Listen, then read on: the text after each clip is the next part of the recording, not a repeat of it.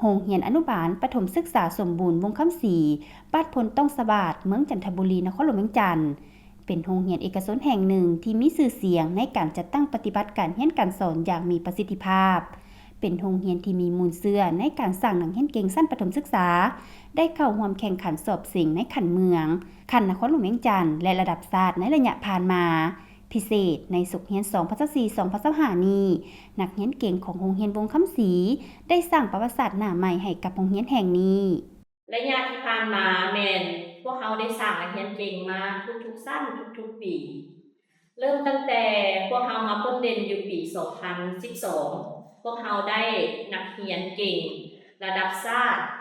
ของวิชาคณิตศาสตร์ซึ่งเป็นปีสุดท้ายที่ว่าขั้นประถมเข้าระดับชาติเนาะหลังจากปี2012มาพวกเขาก็ได้สร้างนักเรียนเก่งขั้นเมืองขั้นนครหลวงมาตลอดแต่ว่ามาพ้นเด่นอีกก็คือปีนี้คือปี2025นักเรียนของพวกเขาแม่นยากได้ทั้ง3วิชาเลยพวกเขามีความภูมิใจหลายที่ว่าได้สามารถสร้างนักเรียนของพวกเขาที่มายืนอยู่เวทีขั้นนำของนครหลวงของพวกเขาได้ซึ่งว่าเป็นประวัติศาสตร์ที่เฮ็ดให้พวกเขาได้กลับมามีชื่อเสียงอีกครั้งหนึ่งสำหรับ3รางวัลที่นักเรียนเก่งของโรงเรียนวงคำศรีญาณมาได้นั่นมีอันดับที่1วิชาวิทยาศาสตร์และสิ่งแวดล้อมชั้นประถมศึกษาขันนครหลวงเวียงจันทน์ได้แก่นางจันคำมณีวงศ์อันดับที่1วิชาภาษาลาวนางจินตนาพัฒนากรและอันดับที่2วิชาคณิตศาสตร์เป็นของนางอรดาแก้วบัวนาก่อนที่หลานจะรู้ผลสอบเสร็จนั้นหลานรู้สึกตื่นเต้นที่หลานได้เข้าได้คัดนครหลวงในรอบนี้หลานนั้นคิดในใจว่าหลานต้องติดอันดับ1 ใน 3ของคัดนครหลวงพอหลานได้รู้ผลสอบเสร็จแล้วที่หลานได้อันดับที่1ของคัดนครหลวงหลานรู้สึกดีใจและเป็นความภาคภูมิใจของพ่อแม่อ้ายน้องและหมู่เพื่อนก่อนหลานเสร็จหลานมีความตื่นเต้นในการสอบเสร็จแต่หลานเฮ็ดเต็มที่ในการสอบเสร็จครั้งนี้หลังจากการเสร็จหลานมีความรู้สึกดีใจเสร็จติดอันดับ1ของคันนครหลวงและมันเป็นภาคภูมิใจของครอบครัวก่อนหลานจะได้มาฮอดจุดนี้ได้หลานขอขอบใจต่อพ่อแม่ครูอาจารย์และหมู่เพื่อนที่ให้กำลังใจพวกหลานได้เสร็จติดอันดับที่1ของคันนครหลวงครอบครัวได้ให้กำลังใจหลานและส่งเสริมให้หลานตั้งใจเรียนกินหัวบทสอบเสร็จต่างๆให้เก่งหลานอยากฝากคำขอบใจต่อพ่อแม่ครูอาจารย์ที่คอยให้กำลังใจและส่งเสริมหลานมาตลอดและหลานอยากบอกน้องๆที่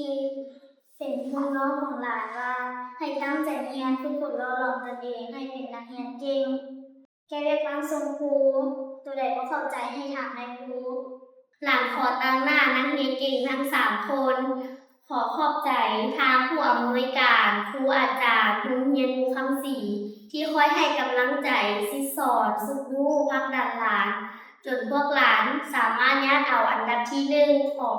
คันนครหลวงและอันดับที่2ของคันนครหลวงขอขอบใจนอกจากนั้นท่านยังได้กล่าวอีกว่าผลสำเร็จในการสร้างนักเรียนเก่งโดยเฉพาะแม่นสุขเรียนนี้แม่นย้อนความเอาใจใส่อย่างใกล้ชิดของคณะอำนวยการครูอาจารย์พ่อแม่ผู้ปกครองและความตั้งใจของน้องนักเรียนเก่งซึ่งหนึ่งในปัจจัยสำคัญแม่นความเอาใจใส่ฝึกเข้มของครูประจำวิชานั่นเองการคัดเลือกนักเรียนเก่งของพวกเขาแม่นเขาจะคัดเลือกเอาตั้งแต่เดือน9เนาะเริ่มจากเปิดเทอมมาเขาจะติดตามนักเรียน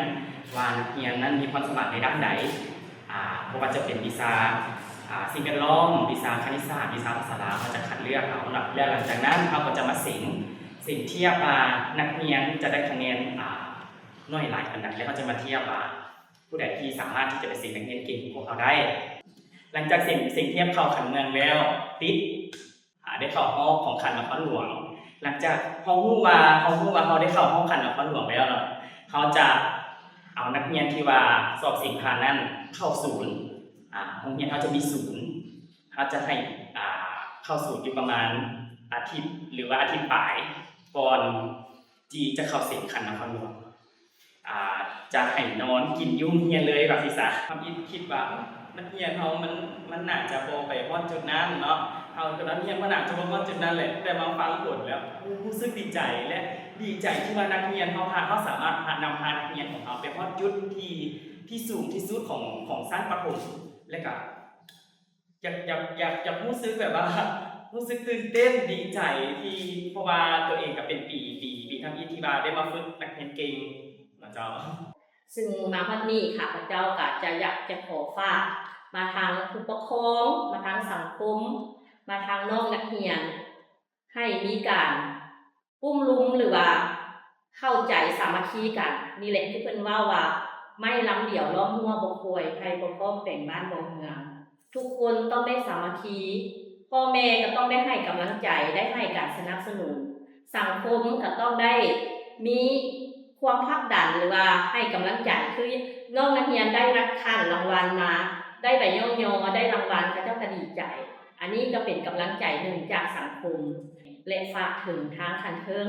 เป็นอะไรกะให้ปลุกระดมพักดันซอยกันสร้างการศึกษาของพวกเขาให้ก้าวไปข้างหน้าเรื่อยๆไปขอบใจ